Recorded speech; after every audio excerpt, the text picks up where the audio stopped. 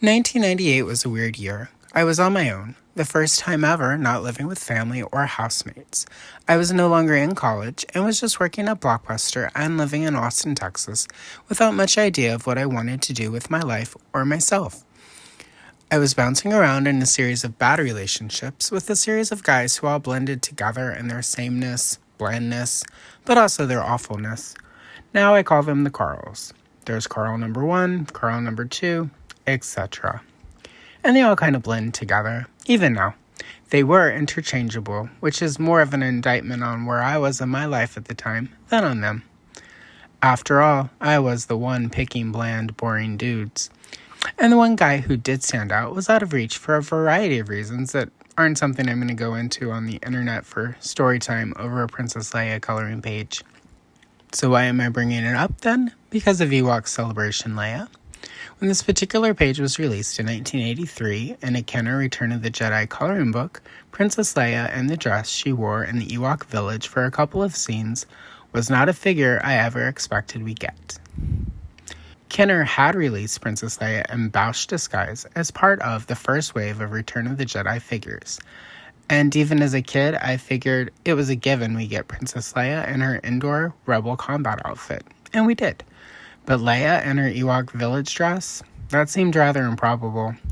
Especially by 1985, when Star Wars figures were slowly disappearing from their once prominent perch on toy shelves and being banished to the back aisles at KB Toy Store and the clearance racks and dump bins of every other department store. For this reason, when Hasbro Kenner brought Star Wars figures back in 1995 and Power of the Force 2 had Luke in his Dagobah training outfit as an early release, it was pretty exciting. This to me meant that never-before-produced characters were on the table, but it also meant that blink-and-you-miss-it variants of major characters could also happen. Dagobah training Luke, after all, was just Bespin Luke in a tank top with no jacket, and a little smudged up with mud and swamp gunk. We would definitely be getting a proper Bespin Luke at some point, right? So Princess Leia in her Ewok village outfit was surely going to finally happen. It had to. I was sure of it. Power of the Force 2 was a fun line. It's the reason I fully embrace being an adult toy collector. A semi-pro nerd, if you will. I'd sort of dabbled before, picking up Catwoman figures and other ladies from the various Batman lines in the early 1990s. I'd gotten a few of the various ladies from Toy Biz's Marvel lines, and I'd gotten the idea of having a cool shelf full of the coolest kick-ass women in action figure form. Which is something none of the Carls understood, despite their own predilection for spending too much money on detailing for their trucks, as well as too many speakers for their cars, so they'd go boom, or on very elaborate spendy tattoos, or even the one who spent a small fortune buying neon beer signs for his apartment. Yeah, really, there's nothing quite like making out under the blue and pinkish red neon glow of a Bud Light sign. That was sarcasm, by the way. They all sort of looked at my toy collecting as silly. One of them had even called it stupid, which is a bad sign for the viability of a relationship. If they can't respect the things you love and bring you joy, why are you even with them? I now have enough self-esteem to know that, but I didn't know that back then, and much of my toy collecting was minimized so that it wouldn't ruffle the feathers of any of the Carls. Which brings us back to 1998. And the guy who did stand out. Part of why he stood out was that he also liked collecting toys, and would often accompany me on toy hunts.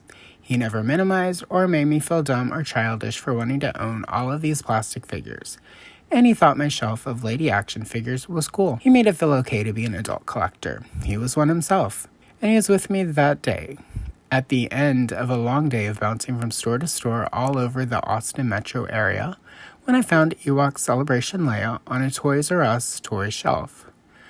Actually, he was the one who found her and brought her over to me.